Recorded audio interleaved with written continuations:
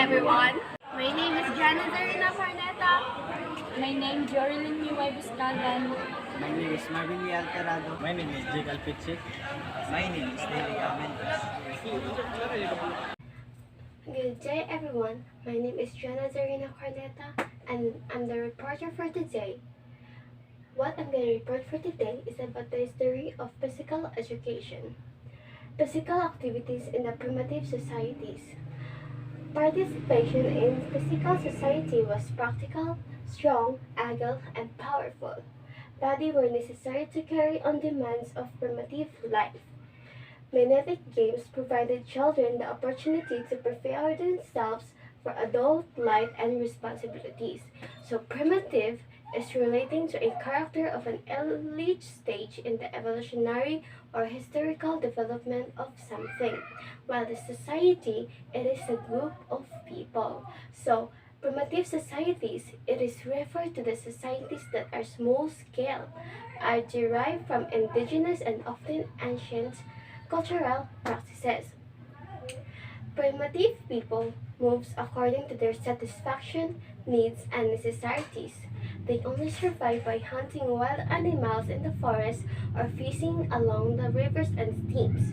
They did not plan any physical activities because their main mission are to find food and protect themselves from their enemies.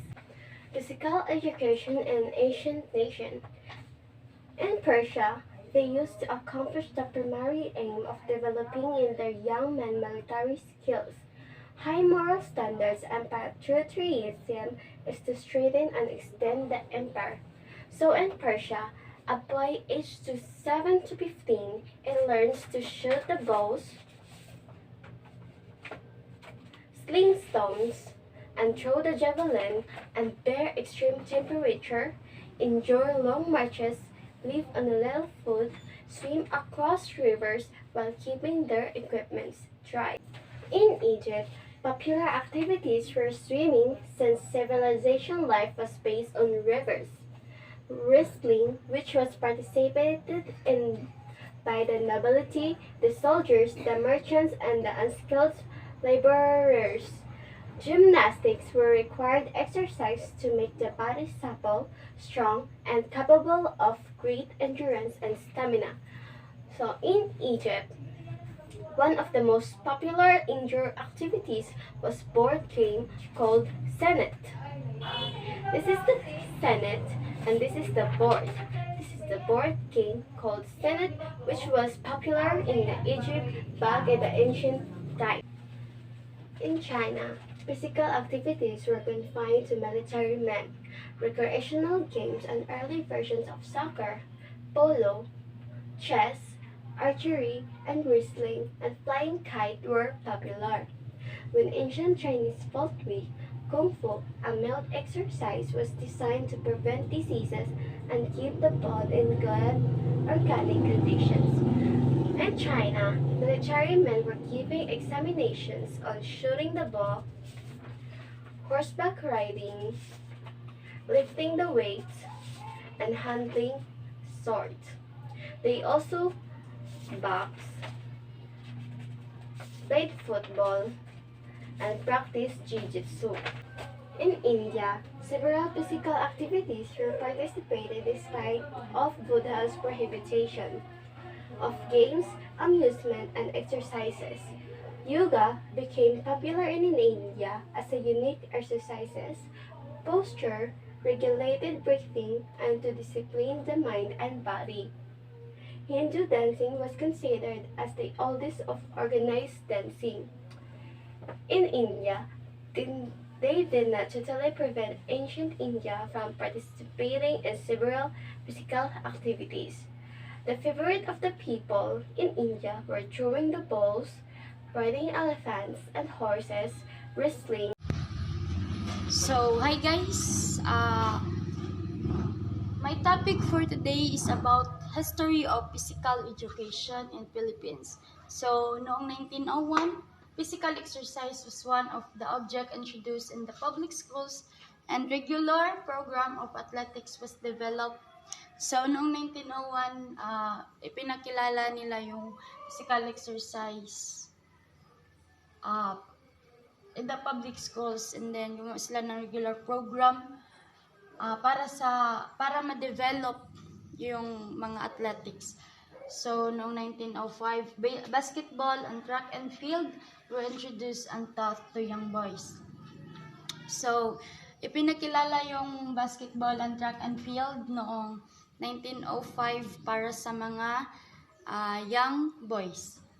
And then noong 1910, basketball was first introduced as a game for young girls at the Carnival Met held in Manila. Okay, noong 1910 is ipinakilala yung basketball para sa mga young girls at the Carnival. Then Met held in Manila, but was later discontinued in 1914. Remember, ipinagpatuloy nila in 1940 na because it was found very strenuous for the girls dahil nakita nila na nahihirapan yung mga babae sa larong basketball. So pinagpatuloy nila, pero ibang laro na yung pinakilala nila ulit. So yung pinakilala nila ulit na laro is indoor baseball, tennis, and volleyball. So ito yung laro para sa mga young girls. And then January 1911, the Philippine Amateur Athletics Federation or PAAF. So ito yung acronym niya. Ang PAAF, ang acronym niya is Philippine Amateur Athletic Federation. So remember, then PAAF was organized to control amateur sports in the Philippines. So sila yung nag-organize para kontrolin yung amateur sports sa Pilipinas. Then March 5, 1919, syllabus entitled or pinamagatang Physical Education, a manual for teacher, was published as result of the plan. In 1918, ipinahayag nila sa public ang result nga kung ano yung result sa mga plano nila noong 1918 for a definite course of study in physical education submitted by a special committee of superintendent. So hindi lang gawa-gawa ng mga teacher kung ano yung mga inilabas about sa physical education, kundi galing ito sa special committee of superintendent. So, noong 1920, physical education was made a required subject in all public schools. So, required talaga yung subject na physical education sa lahat ng public schools or private, meron din. Then, a rating of 75%. So, 75% lang yung required nila na rating was based on attendance, and the required exercise is necessary for promotion every year from grade 4. So, every year, grade 4 to 4th year high school. Noong 1937, physical education was made a curricular subject in the secondary schools, where the grades are not only based on attendance but in proficiency in skills as well. So, noong 1937, physical education was made. Ginawa yung physical education, ginawang curricular subject sa high school or secondary schools, where the grades are not only based on attendance. So, grades are not only based on attendance. So, yung grades natin is hindi lang bumabase sa attendance, kundi bumabase siya sa proficiency in skills. Diba? The Philippine Sports Commission. The PSC was created through Republic Act No. 6847 in 1990 to secure as the sole policy-making coordinating body of all amateur sports development programs and instructions in the Philippines. So, the Philippine Sports Commission is the agency of the Philippines government which tackles matters concerning sports in the country. Created the Philippine Sports Commission as the regulatory national agency with this responsibility coordinating all amateur sports development programs and institutions.